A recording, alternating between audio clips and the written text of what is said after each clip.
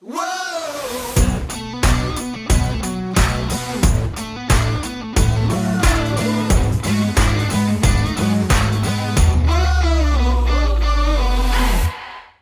to the What's Up Reddit podcast. We fashion ourselves television judge and jury. My name is JJ Crowder. I'm here with my co-host Mattson. Better read than dead. And Alec Burgess. Let's get it. We appreciate you tuning in. Go ahead, hit that like, follow, subscribe, bell notification button, all that fun stuff that helps you keep up with our episodes each week, daily. God, we're putting out so much stuff now. I don't even know what days everything's coming out. It's a blur. It's awesome. It is quite fun. So yeah, do that. All those things. Push the buttons. We're here to discuss She-Hulk season 1, episode 3. Yeah, and I'm just gonna dive in. This show disappoints me more every episode. Like, yeah, and it was this hugely ironic moment that drove me crazy in this episode where she breaks the fourth wall and starts talking about the cameos, and then remember whose show this is, and I'm like, well, fucking act like it's your show then. Like, I'm more excited to see Wong for 30 seconds in the episode and Emil Blonsky than I am the main character. And it's sad because, and I've said it every episode we talked about, Tatiana Maslany, I love her. She's doing a great job, but that's it. The rest of the show, I'm bored. Yep, how do you bore me with She-Hulk? She's one of the funniest comics out there. Yeah, it just isn't good. I didn't even like the Wong stuff though. Like the way they tried to satire him didn't even fit to me his character in the other movies as much. Like it was they went too far where he just made him kind of feel dumb. I was like, he's not going to show that late to something that's important. That's not, to me, that didn't fit his brand of character from what I'd seen him in other movies, and that annoyed me personally. I think what they were trying to play at is that he was in the midst of whatever was going on in Doctor Strange, and that's why he was late. Yeah, like I figured that, but it didn't. Yeah, it didn't work. No, it's just Wong. So that dude, Benedict Wong, makes me laugh. Like, as Wong, he's just funny. But I like him in the other movies. He's funny to me, but in this one, it just didn't. I don't know. He was different than the Wong that I liked in the movies because he is funny. I like his comedic relief, but in this one, I feel like they made him kind of whiny. Yeah, that too. Complaining about his, task to get Sorcerer Supreme and all this nonsense. I was like, bro, why? We don't need it. Well, and I thought it was weird that it was like they reference a Kamar-Taj, like, and then like the library thing, like, and then he had like a resume that they were looking at, like he had a LinkedIn profile. And I was like, okay, that's stupid. Like, it just. Their comedy is missing hard with this, and there's no point to it. Like, we're 3 episodes in, we don't have a villain, we don't even have a government agency. The best we've gotten is a bunch of dudes that stole some construction equipment from an Asgardian, and then a reference in their car as after they got their asses handed to them that the boss is going to be pissed. It's like, you got 3 episodes left. Like, you better get your shit in a pile because this show sucks. Like, it's so sad to me because I've enjoyed at the very least majority of the other shows. I don't think there's a single show that I was like, this show sucks. This one, it sucks. Well, because you have all of this behind that stupid fourth wall break. But remember whose show it is. And then you follow it up with no bad guy. Just missing humor, and it's almost like that fourth wall break is an excuse for why the show sucks instead of just making a better show. Yeah, and the funniest part of the whole episode was the other lawyer who's suing an Asgardian shapeshifter. How is it that your side plot is better than your main plot, and then you have to have another fourth wall break where you go, plot A and plot B tie together. Nice job. I'm like, are you this is, yeah, it's bad writing. Bad writing. Yeah. Fourth wall break shouldn't happen. Well, I get it. Like, I'm okay with fourth wall because breaks it was in the comic, right? Yeah, because it's very comic heavy, and Deadpool got it right. Both Deadpools. Yeah, but see, that's Ryan Reynolds. Well, and it's good writing. And I really think that Tatiana Maslany could pull it off if the writing was better. Yeah, but But it's you're got to be putting the your fourth wall exception, breaks in not the terrible rule. places. Yeah. Yeah. You're putting it in terrible places. It's terrible lines. And whether you realized it or not, because I'm sure they didn't think that this was going to be the problem, but when your first fourth wall break of the episode actually lays out on a silver platter the problem with your show, you fucked up. Like, your writing isn't on point, and that's just how it is. There's no characters that I care about either. I mean, even She-Hulk, I'm like, okay, whatever, but I just don't. I don't Well, care. they're gonna tie in Hulk being on his spaceship and where he's going, and that's gonna be like whatever they're gonna try to do to link this up. But Maybe. I mean, he's going back to Sakaar. So if anything, it's because that's a Sakarian ship. So he's going back to where he was like in Thor Ragnarok. Gladiator. So either they're setting him up to be a villain later on in the MCU as part of, because remember, the whole storyline that we're heading to is, like I've told you guys, is Secret Wars, which had a version of Earth that was like Battle World. Okay, so, and Hulk's not a good guy necessarily in Battle World because of who he is, and he's gonna win 99% of the time. So that's what it feels like, is they might be setting him up as a future villain for him to go back to Sakaar and be part of Battle World, or at least be on Sakaar. That it feels like there's a version there that's coming, but why is that the most important thing that I have in a show that should be about She-Hulk? Yeah. So dumb. It was bad. And the fight was pretty funny. Like, I was laughing at, they're hitting her, like, and they show up with these weapons. You're like, oh, maybe they're gonna hurt her, and they didn't do shit because they're not actually weapons; they're tools that just have engravings on them. So it was like, that was funny. She threw them around like rag dolls, but that's about it. Like, I just wasn't interested. it felt disjointed to me. Like I thought they thought she was just a nobody and they were trying to rob her, but then they like kind of knew who she was. And I was like, Asgardian construction tools. I was like, what? This is so random. And like, I don't know. There's just a lot of like the end credit scene as well. Like, yeah, cool, but at the same time, what? Like, and why does the show have to end with 9 minutes left in runtime, and then we have you know how I feel about that, right? Every time it just annoys me every freaking time. Yeah. I have a question. Sure. Where is New Asgard located? It's in I don't remember what country, but it's like where it's in the, oh my god, why can't I not England? think? No, it's in like the Netherlands kind of area. Oh, okay. So like where they would have worshipped, where Asgard would have been. Okay, so like Denmark and whatnot, Norway. Yeah. So does Asgard contract out their construction workers to New York? Or do these guys head over to Norway to pop off an Asgardian construction worker, then come back to New York to mug She-Hulk? I don't know. That's awfully confusing. And it seems like a lot of extra steps to end up with your butt kicked. And if you're going all the way new to Asgard, you know, pop off something a little bit better than a construction worker. Maybe steal one of their giant goats. Yeah. Right? Screaming goats, because even that would have been funnier than the shit that went on in this episode. And I hated those fucking goats.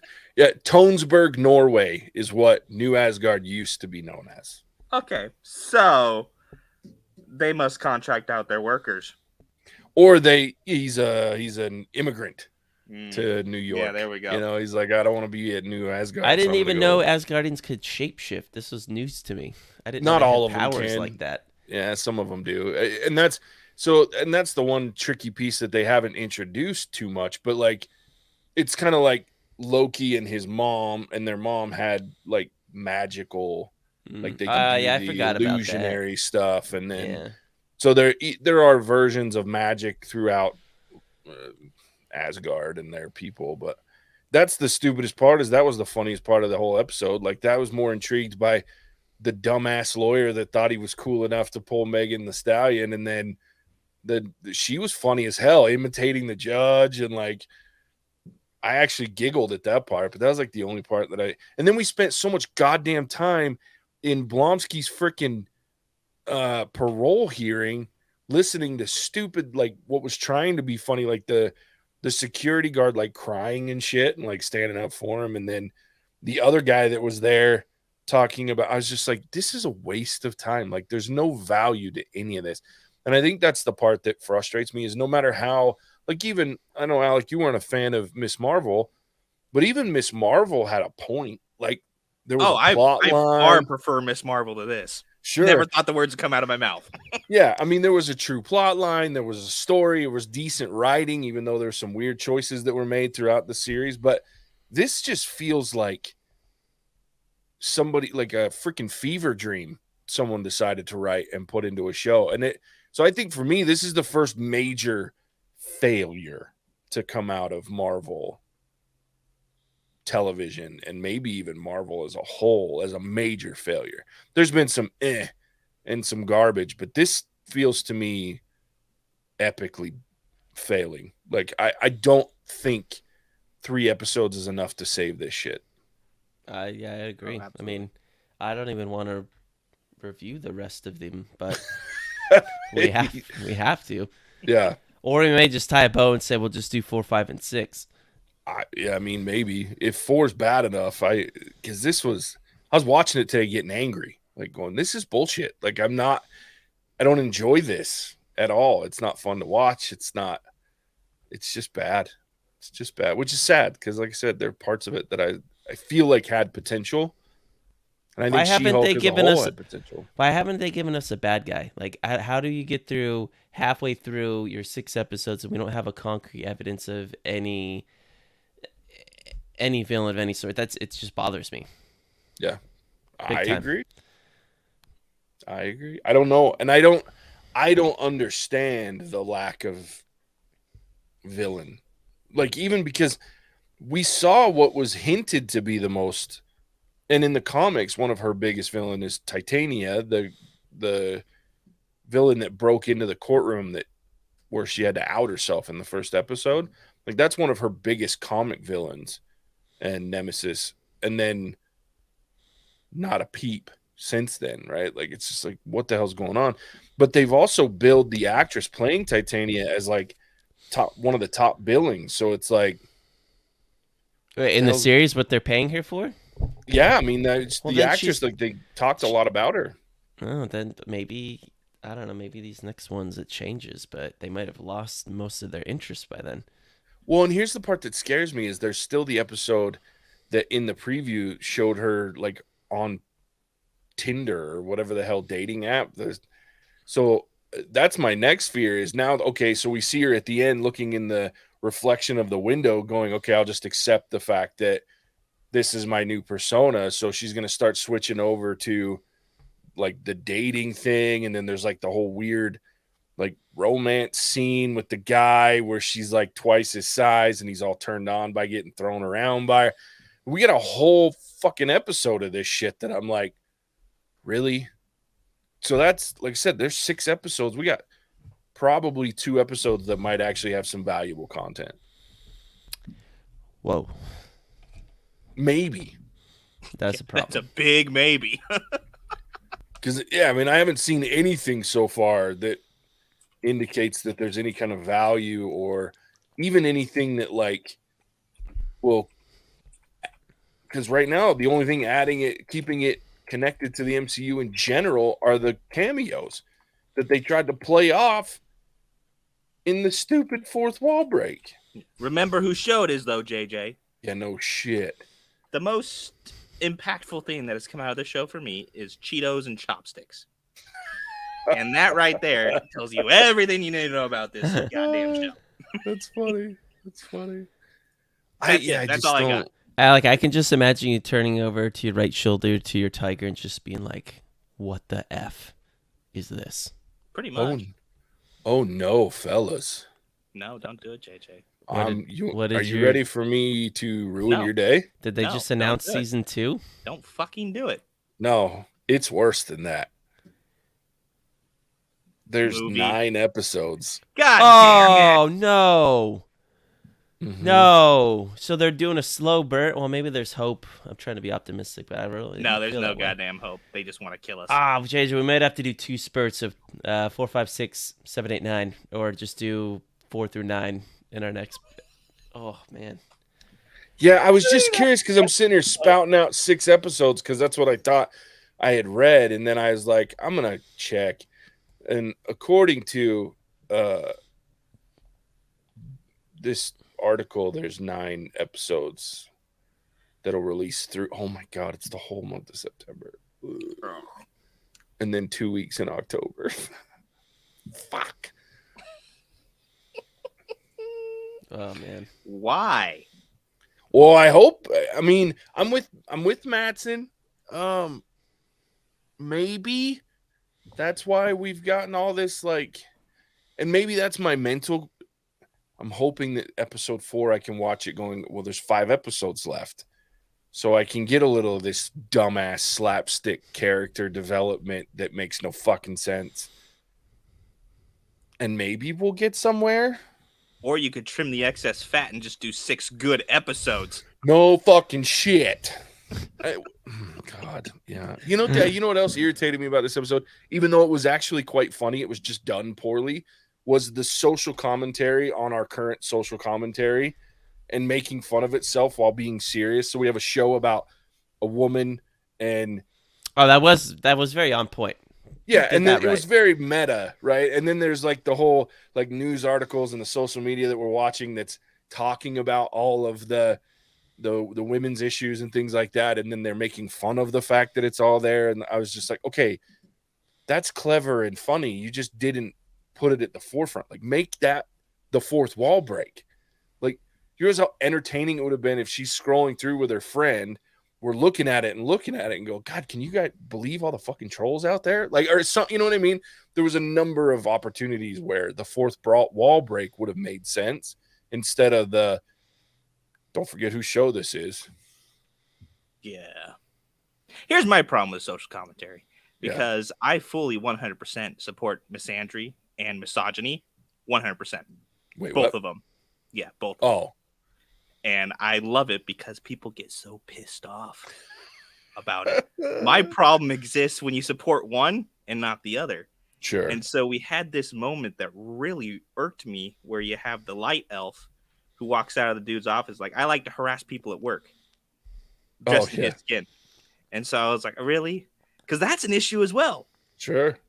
And it's like, bring the issue to the forefront, please, and just lay it on as thick as you want to. But address all the issues. Sure. I get that. Instead of picking one. Because I love it because everybody else hates it. Sure. Yeah, and I'm with you. Like, I personally feel that if you're going to cover social issues, you need to cover all that shit. However, I do understand the use of the platform, that it's a female-led show. Let's talk about women's issues. Like, I did find the line, even though it was overplayed because of the preview where she's in the box in the first episode, and she's like, as a woman, all of those things, I feel all of those things on a daily basis, like the fear and the anger. And I was like, okay, that's a funny line. I wish I hadn't seen it in the preview 3,000 times. You know what I mean? But I guess that's to me, so far, all of the issues with the show stem from writing. Just lazy and bad. Mistimed, poor timing. Marvel's their runway that I'm giving them is not nearly as long as it used to be. I'm not. Yeah. Yeah, this show has hurt my soul so far. Yeah, this is hurting. And we have 6 more episodes. For our listeners, we may just be doing 1 more episode, or we'll see. We will let you know. Yeah. Charles, you have to listen to all 9, though, and watch all 9. Oh, he does.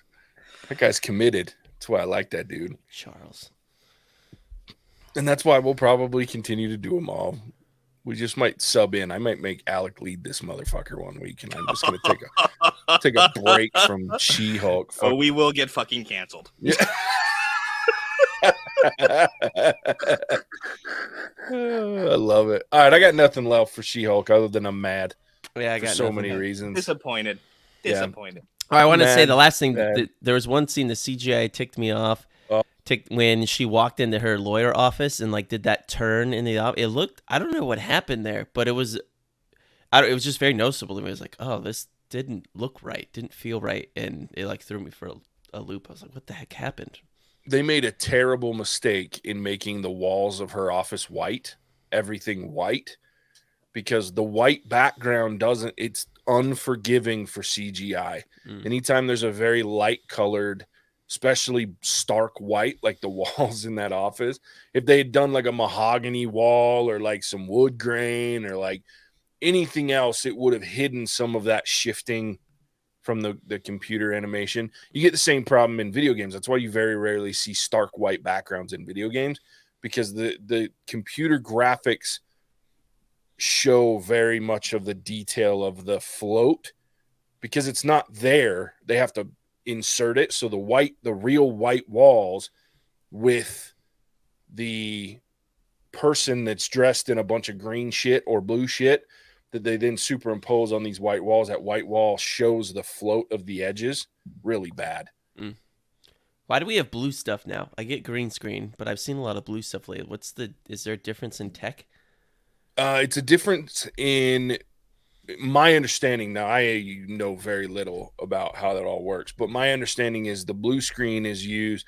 The blue stuff is used more for movement, and green stuff is more for textures and things like that. But that's what I've heard, not anything that I'm saying is 100% fact, because I don't know so much. You heard it first here, guys. JJ said with 100% certainty. Exactly. Fuck you. So the internet says because blue screens have lower luminance, there's less chance of color spill around the edges of your actors. If you're filming a shot where the actor and the chroma key background are close together, use a blue screen as it helps ensure the color spill will be much less. See, told you I could be wrong. Good looking out, Google. Way to go, internet. Shut up, Google. Should thank Adobe for that. Yeah. Came from Adobe. Nice. But yes, it looked terrible when she was in her office. Yeah, like it threw me for a loop. Yeah, because it's been manageable for most of it. But how do you let a mistake like that happen though? Because they're burning out the industry. They know what they're doing, and all you had to do is make a simple. You could have put a removable wallpaper in that scene it wouldn't have been a problem. But I like that's a simple thing. I feel like for special effects people in their job, I just don't get how that mistake can be made or be allowed to be made. It's most likely a lack of communication. It's a site. The people that go out and find the filming locations, it's a location manager that said, hey, this looks great for a lawyer's office. Let's use it, without consulting their special effects coordinators that say, don't fucking do white walls, you dick. Yeah. And so, I mean, for me, that's what it feels like. That's what I would assume, is that there was a communication error. One person was doing their job, the other person did their job, and nary did they meet between.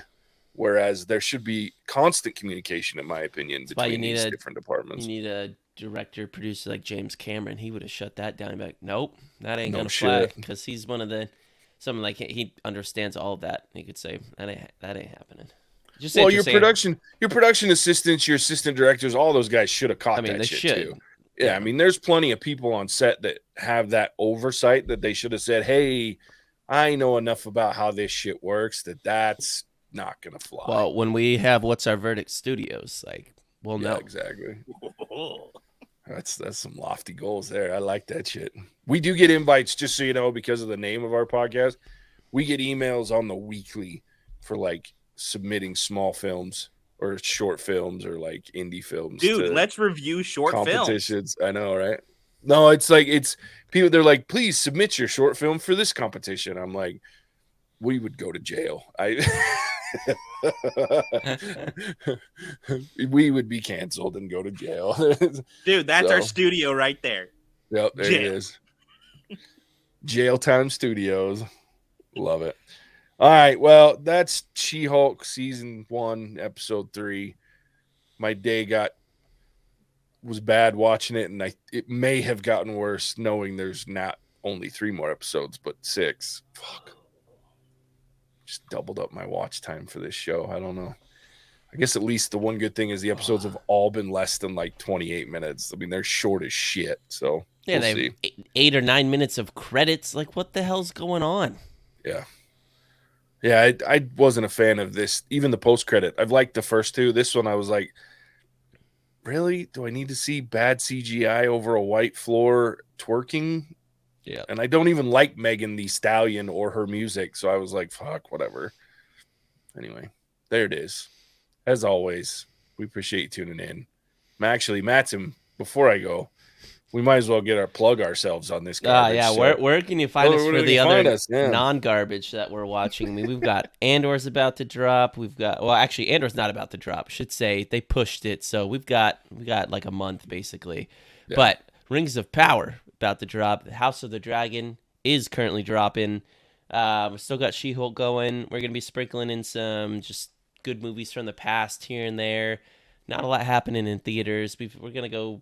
There's a couple of things that are coming out, but like Hocus Pocus at the end of the month. We're really excited for the month of October because we always follow our Halloween theme. So definitely going to get into the season of horror.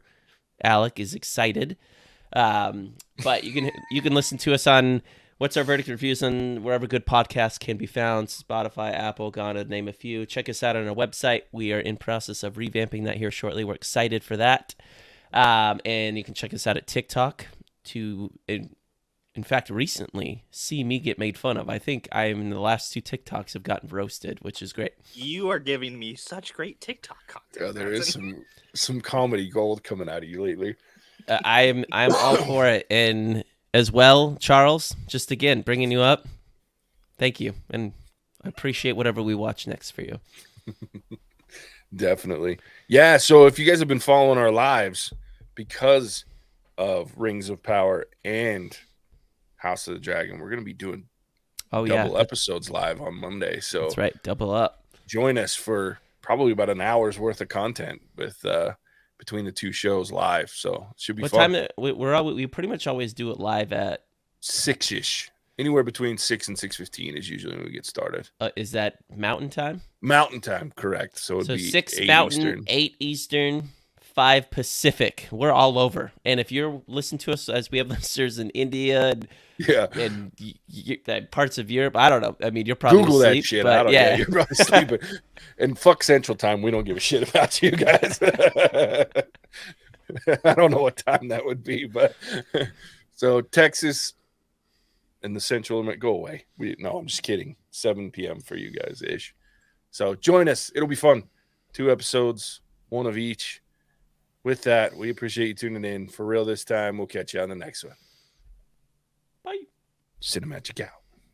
Whoa!